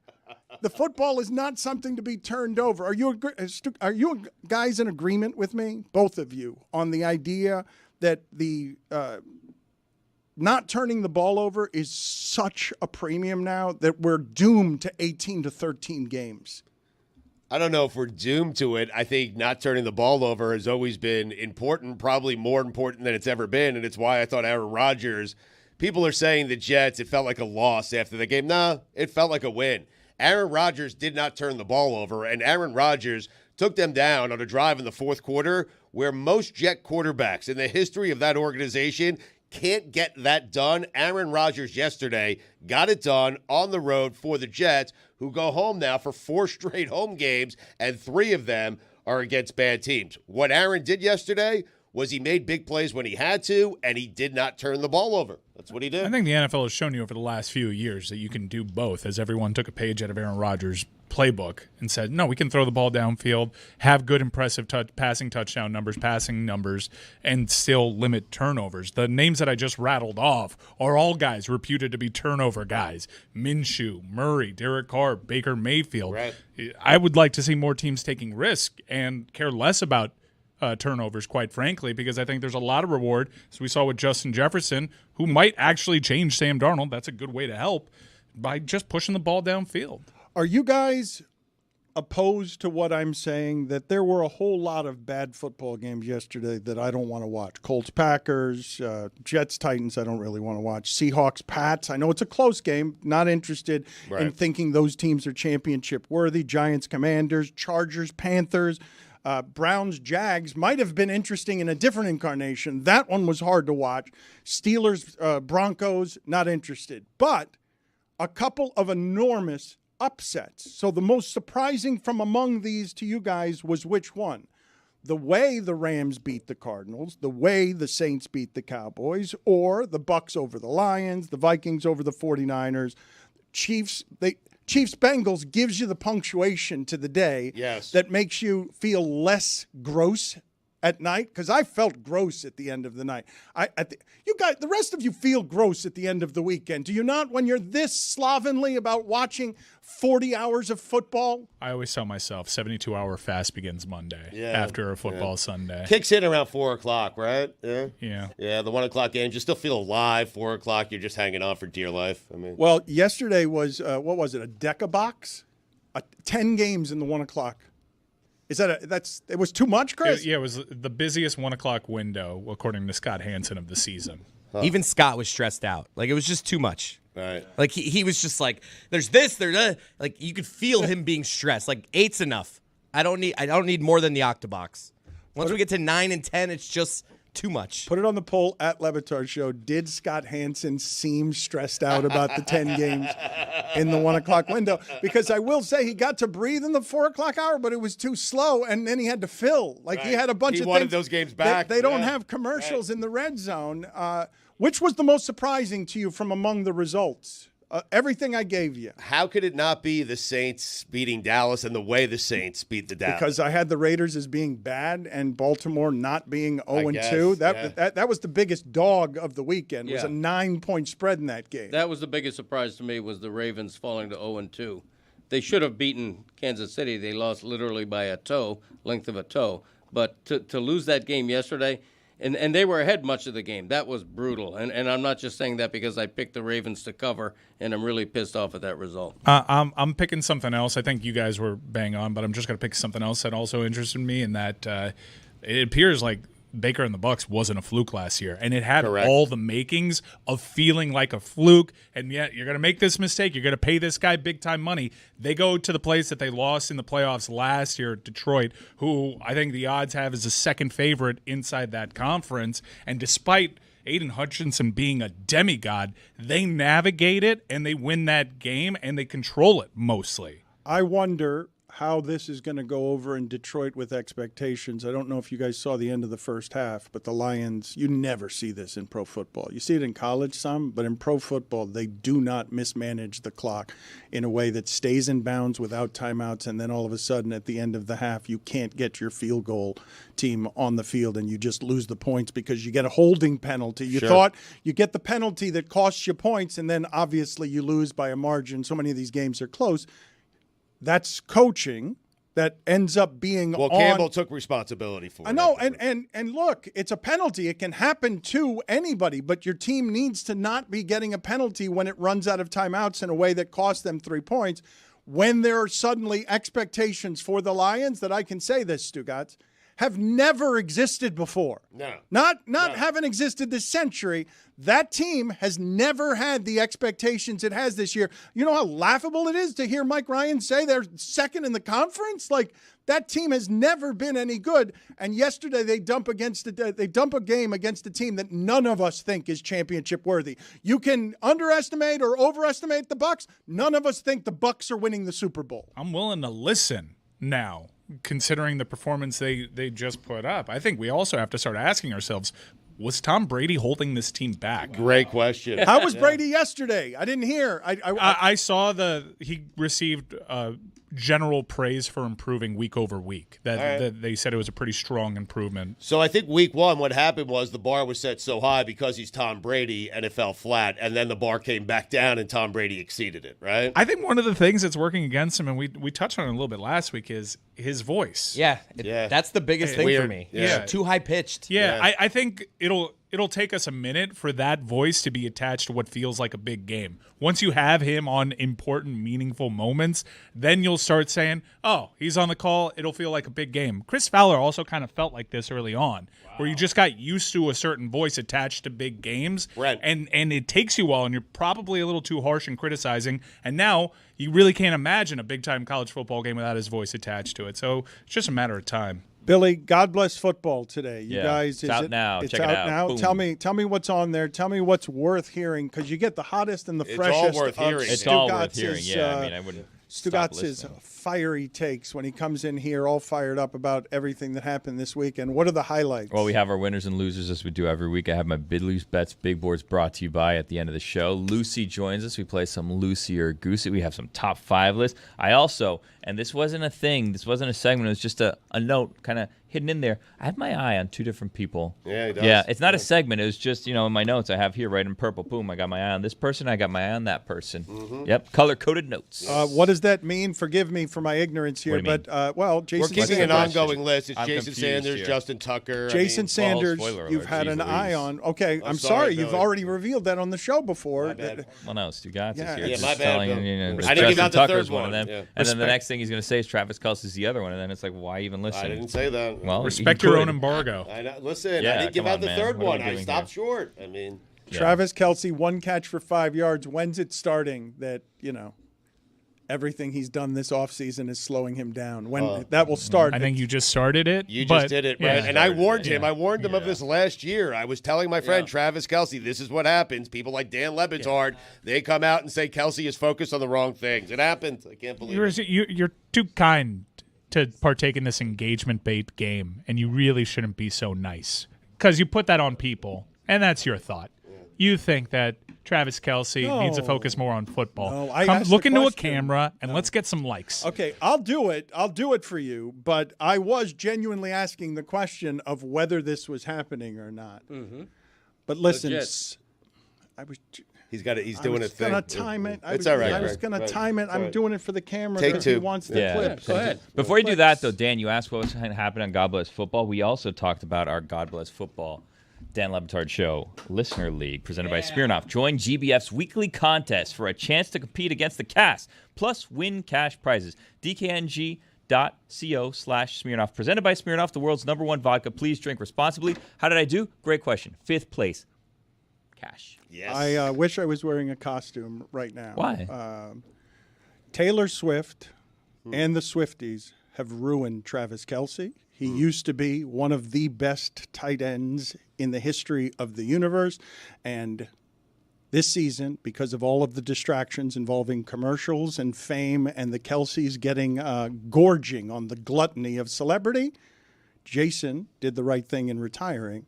Travis continues to play, but poorly because he's been wrecked by all the sugary fame around Taylor Swift. Does that work, Mike? Or I don't know. No, I'm not going that far. priorities in order? Yeah, I mean, I'm just worried about Dan for the rest of the week. But also, they may see through Dan's overt, really sad, desperate attempt for relevancy clicks, to yeah. grift off of her name. Billy, Bad advice someone gave you.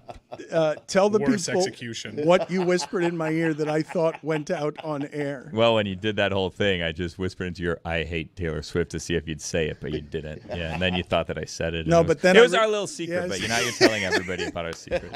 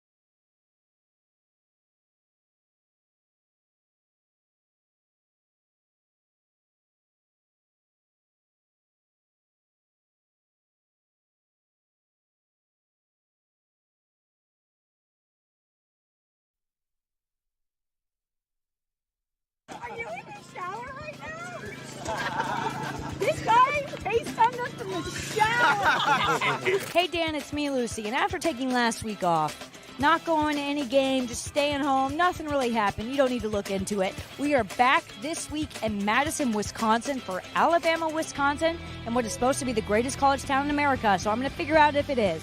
I'm not too worried about the game, though. I think Wisconsin's going to lose by 50.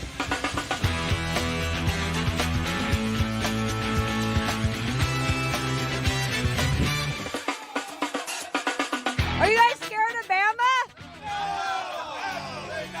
Well, no. Look around. These people aren't scared of anything. Should they be? Yes. Yeah, and they should be. Absolutely, they should be. Have you seen how big those guys are? Baby, we here. We coming. It's going to be a blowout. It's going to be a bloodbath. No one's scared of Bama. We got them. I got the Badgers by 21, if not 28. Let's go, Badgers. Ain't nothing but the time. I love your hat. Thank you. Thank you. I made it myself. Okay, what do you have today? We have Alabama every way you can get them. It's Bama every way, pretty much. It's Bama's day. And they're definitely using the DraftKings app. DraftKings makes every game day worthwhile. Look, I hate to say it. There are a lot of fans around us. I feel like everyone should be more drunk right now. Well, it is 9 a.m. It's Wisconsin. Is Madison the best college town in America? Can you let me know, what is this hat situation we got going on here? Well, believe it or not, this hat I found on the road dead, and I got a permit from the Wisconsin DNR to make it into a hat. Have you guys ever heard of the Dan Le Batard Show? I have not, but I will tune in. Because you were on it. Correct. Stugotz. Stugotz does so much dumb man. He really does. He's so good at doing dumb.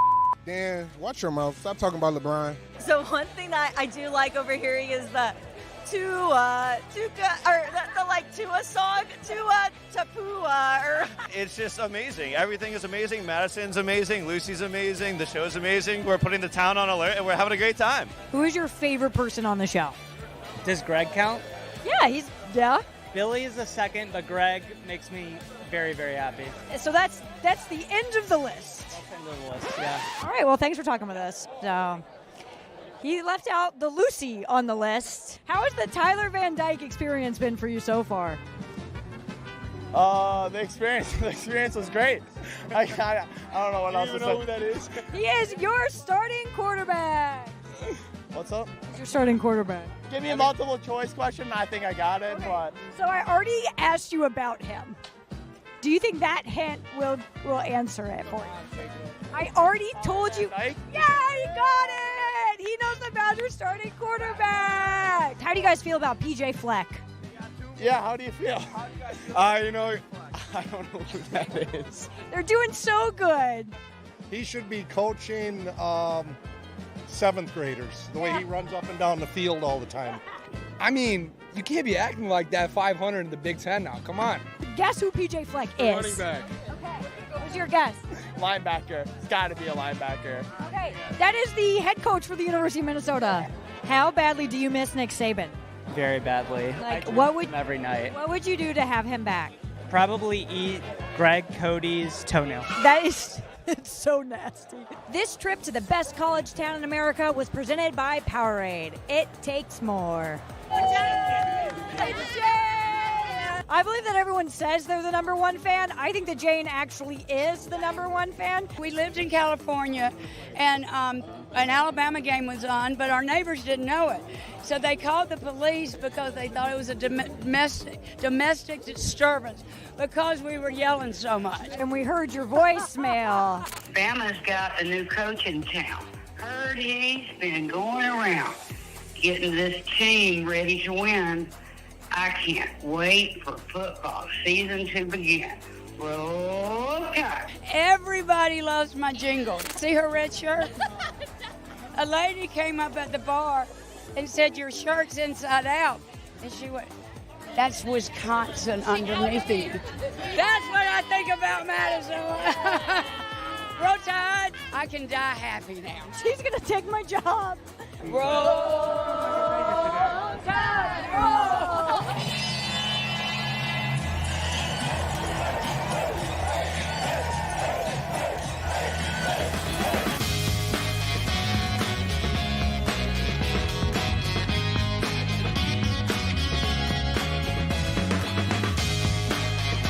All right, so that was Madison, Wisconsin. As much as I wanted to hate it, and I wanted to hate it so much, it's actually really, really awesome here.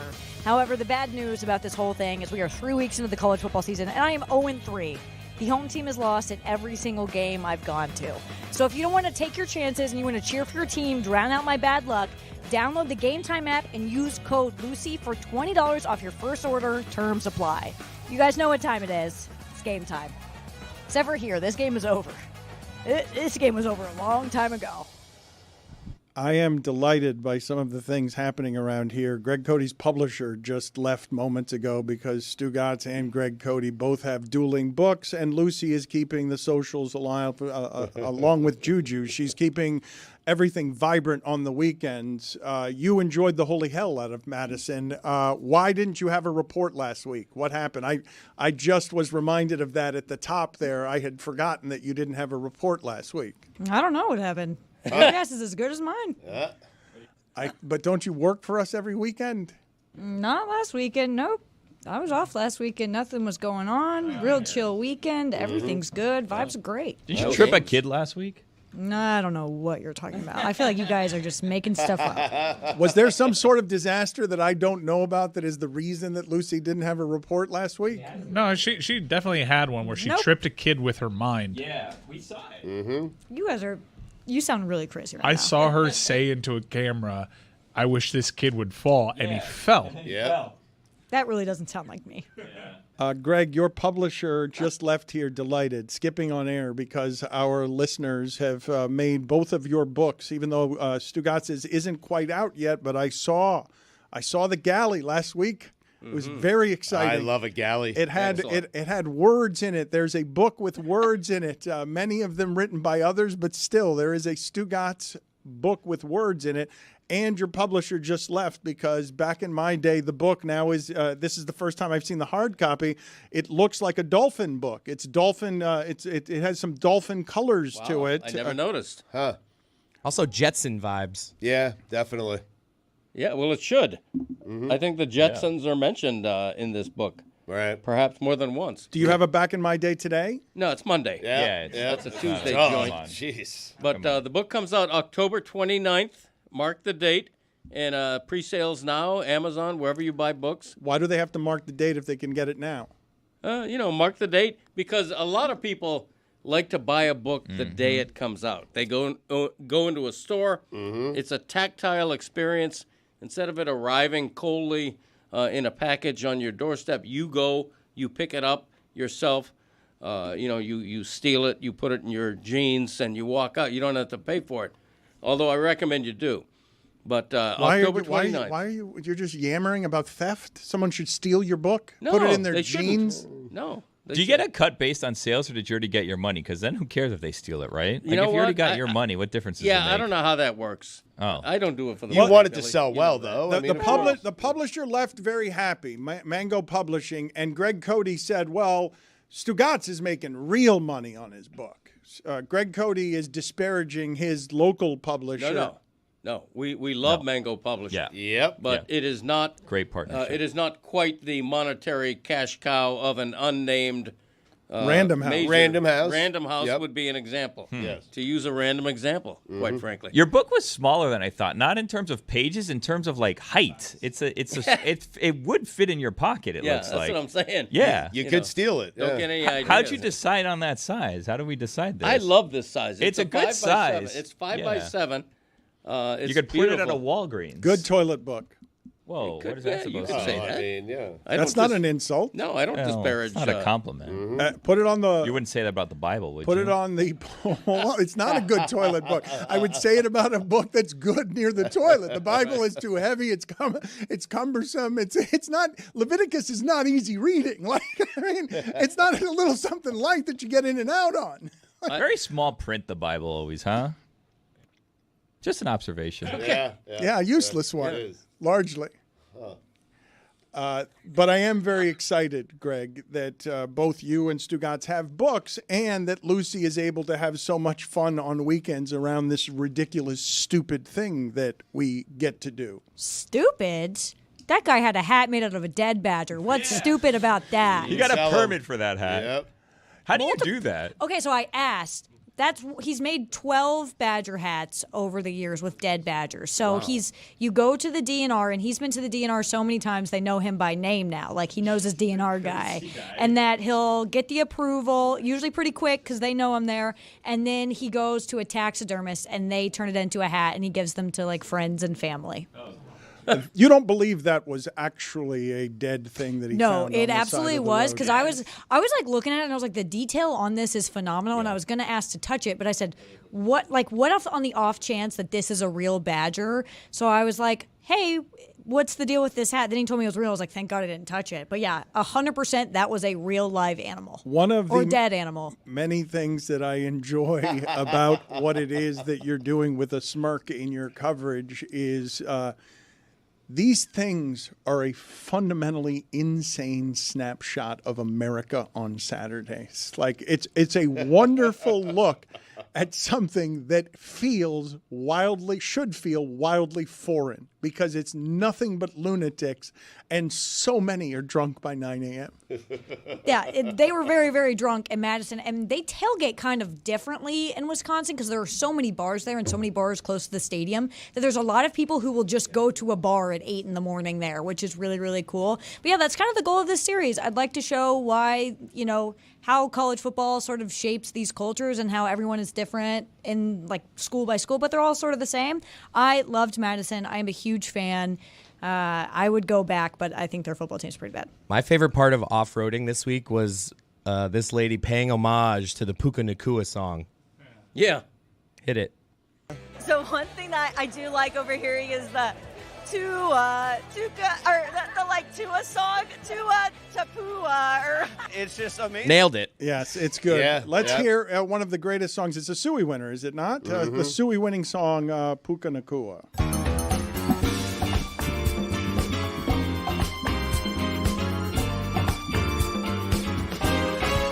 His name is Cooper, good at running curls. But when his hammy got a tear, he saw Puka standing there, his blade diminished. Hostile take over. Nakua hopped into the car. McVay has maybe found a star, and then Matt Stafford threw him 25 and 2. Oh, there's a brand new kid in town out of BYU. They call him Puka. Puka Nakua. Did all of you have the main question that I had from the football weekend, which was, who dressed Moose Johnston? Oh, not are the Raiders for real, huh? Put it on the poll, Juju at Le Batard Show. Are the Raiders for real? But who dressed Moose Johnston? Because he was trendy for concussions before concussions were trendy, and I could not believe what it is that he was wearing. The combination of things that he was wearing. Merrill Hodge did some of this on television. Peyton Manning does some of it on television. Peyton Manning just tries to trigger me every time he's on television. Is that what he's doing? Yeah, Really? that's exactly what he's doing. He's going out of his way to try to trigger you. Trigger Mike today. He's got weird, like a floral pattern tie, plaid jacket, striped shirt. Like, what are we doing here, pal? You're just trying to set me off. The outfit that Moose Johnston was wearing, I hope that you guys can find it, but I just don't understand what he is doing with the combination of jacket, tie, and shirt, none of which go together in a way that somebody's got to say something to him before he leaves the house. I don't know if the rest of you had the same reaction I did. I don't know whether Greg Olsen was doing, which game was he doing, but it made me sad that he was doing a lesser game than Saints and Cowboys, which is the one Brady was doing sitting in Olsen's seat. Can you throw up the image of Moose again? Because it looks like he's at a Jim Irsay convention. You're right. Yeah, a tribute of some sort. Yeah. Yeah, there's just like a certain swag. And like Bisciotti has this with Baltimore too. Like they all have the same stylist. I want to ask you guys about what happened in and at Baltimore, because the Raiders winning that game after the Chargers wiped the floor with the Raiders, and I think with Minshew as the quarterback, you kind of know what a Minshew coached or a Minshew quarterback team, what their ceiling is. It's only going to be so high. For the Ravens to again be up 10 points, for a two-time MVP to have a team that runs the ball very well, largely because Lamar runs it well, but that runs the ball very well, being the worst team in the league at protecting 10-point leads in the fourth quarter, being a team that lost only 4 times last year and now has lost twice this year. And Greg said earlier they were a toe away from winning. No, they were not. They were a toe away and an extra point from tying the game. They've now lost twice. You guys last week said to me when I'm talking about the Bengals being 0-2, oh, they always start slow and they rebound. I'm like, I don't think that's a repeatable thing. I don't think you can keep starting 0-2 and then just be good enough the following year to fix it every time. Like, yes, they are slow starters, but I don't believe they're just going to be able to fix that because they're the Bengals. Well, they've started 0-2 3 consecutive years, and they fixed it. I mean, but you think that's a repeatable thing, that they could do that every year for 10 years? Because I don't. Well, they play the Commanders on Monday Night Football next week, so I think that they'll be on the right track yet again. And that was really unfortunate. That I wasn't a fan of that call. I don't think many people were. It's not like the Kansas City Chiefs need anybody's help. But the Baltimore thing, it's been a thing for a couple of seasons now where they're reputed to blow big leads, and it's weird because if you would think of an offense that is kind of designed to protect leads, it's that. They've always had a solid rushing attack spearheaded by their quarterback who seemingly can get 6 yards whenever he wants to with his leg. And you watch these games, and it's a little confusing as to how these things happen. Usually it's a turnover. The game flows make no sense when you watch the Baltimore Ravens blow some of these games. Billy's put Justin Tucker, he's got an eye on him on God Bless Football. He's now 1 for 7. From 50 yards plus, which is a bit stunning for a Hall of Famer. They need a long-distance guy. They do. I mean, specialists. Yeah. They said he was kicking them from 70 yards at the end of that game. I don't know what you guys wanted when they were 70 yards from the end zone, but I did want a 77-yard field goal try by Justin Tucker instead of what they did, which is just Lamar Jackson is going to try running straight up the field on the last play for 70 yards. It's the better option, though. I mean, Lamar. Which one is? Lamar. I mean, I wanted Tucker can't hit from 50. You want him to hit from 77? I wanted them to get within 70 yards. I wanted to see Justin Tucker try a 70-yard field goal. He could make it. I would have liked to have seen that more. Which one do you like your chances on better? Hail Mary from 63 yards out or a 70-yard field goal? Or I guess it'd be 53 yards out. I'm going Lamar. When he started running, I was like, what is he doing? And then as he was doing it, I'm like, this might work. Right. Like this was actually a good idea. You don't have to bother about having someone actually catch the ball. Like, you just kind of keep throwing it backwards to your own team. Like, he got like a good 30 yards before anyone was anywhere near him. Stugotz mentioned that what he had at the end of the Jets game felt like a balm, which is, I've got a quarterback who could lead me down the field and is going to do so without panic, and I don't expect him to turn the ball over. Are we officially at the status where Mahomes is in Tom Brady land, which is you cannot leave him time? He is going – you have to fear him at the end of the game, no matter what his timeout situation, no matter Travis Kelce, 1 catch for 5 yards, no matter that his offensive weapons are clearly reduced and he's throwing for $150. You cannot leave him time at the end of the game. We are all expecting him to come back and win the game. I think that's been the case for a while now with Patrick Mahomes, not just this year. I think what's interesting about Kansas City and the start they've gotten off to here is they have done so with a Travis Kelce, and Dan pointed out the reasons why earlier in the show. He is not focused, but Travis Kelce is not playing well. Pacheco is hurt.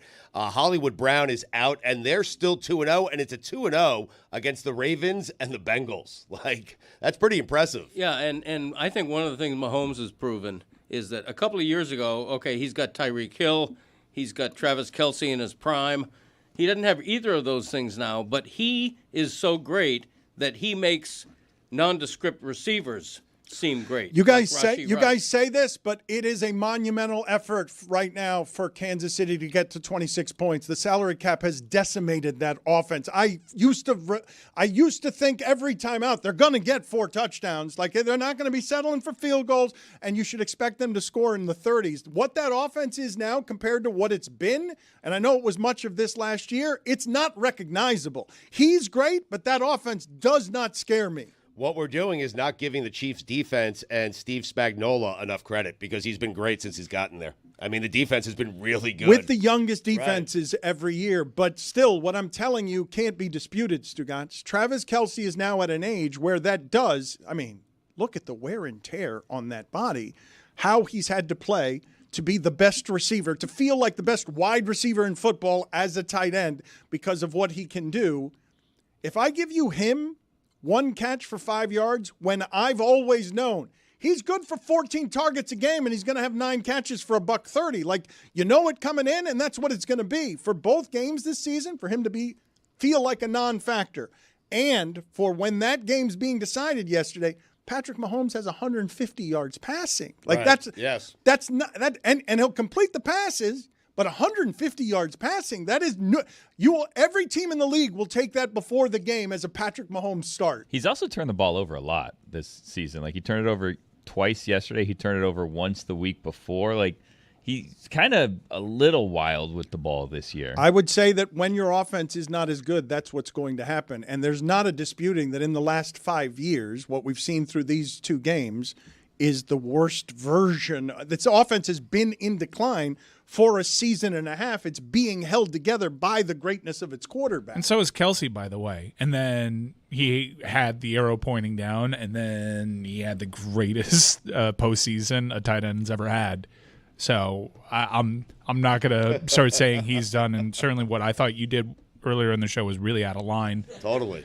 Yeah. Mm-hmm. Stugotz, would you do me the favor of looking at the last 2 game logs that looked anything like what Travis Kelce has just put up in the last 2 games, where it's 1 catch for 5 yards in the last one, and the one before that, whatever it was, 3 for 32. So you want a 2-game stretch earlier in his career where he had 4 catches for 39 yards? Look, over the last 5 years, this is the only human being I've ever seen that would rival the best tight end I've ever seen, which is Gronk. His production has been Gronkian. It is not a stoppable thing. No matter who is in the Kansas City Chiefs huddle, Travis Kelce is good for 9 targets a game. He's never 1 catch 5 yards. That's not like Kittle will do that once in a while, weirdly in a way that I don't understand, but it's not Travis Kelce. And so I'm confused by it through 2 games, and it doesn't matter because they're 2-0 anyway. Right, but if the defenses are taking away Travis Kelce, that's why the wideouts. No, but Greg, my point is there is no such thing. Every defense is always trying to take away Travis Kelce. What you've seen in the last couple of Dolphin games where Tyreek Hill has been neutralized, it makes me assume he's injured, even though he's largely not done anything against the Bills historically, because there is no neutralizing that. Every week, somebody's trying to stop it. It doesn't get stopped. But the last Dolphin game, you get a situation where Waddle and Hill don't do anything, and every week, somebody's trying to make sure that someone other than Waddle and Hill beat us. They also haven't really targeted Travis Kelce at all, right? They had 3 targets this week, 4 targets last week. This could be reading into it, like, too much, and maybe I'm crazy, but, like, these 2 teams, and the Ravens and the Bengals, are teams that the Chiefs are probably going to have to go through at the end of the season, possibly in the playoffs, right? So maybe you don't want to show them everything right now. They're not really going after Travis at all. So they have enough pieces that they can get everybody targets. He has like 7-8 guys that he's hitting a game in terms of, targets here. Maybe they're not giving them everything right now. 2021, he had back-to-back games against the Raiders and the Broncos, 6 catches, 54 yards. Total. Yeah. I didn't want to go back further. I mean, I was getting tired. Okay. But what Billy is saying seems shocking. Got to play it close to the vest. vest. The Chiefs are playing possum. You've got them playing. It's not. Which Maybe. is it? Which is it? Is it close to? Which is it? Close to the vest or possum? Which are they doing? You have the Chiefs not trying to activate Travis Kelce, doing just enough, just enough to beat the Ravens. They have little things here and there. What happens game 1? Xavier Worthy. Wow, this guy's a star. Next week, like 3 targets. This is what they're doing. They're just showing you all the ways they can beat you, and then you prepare for one, and then boom, someone else beats you next week. Right, but postseason, they put it all together. Yeah. Let's keep Travis Kelce under wraps because people right. don't know about him. Well, which He's one? only been in the league 10 years. Which one is it? Is it close to the vest? Is it under wraps, or is it playing possum? I like possum. I mean, so they're playing dead. Yeah. 2-0. Dead as that Wisconsin's guy's badger on his hat. The Dolphins just signed a Pro Bowl quarterback. Find out who next. Wow.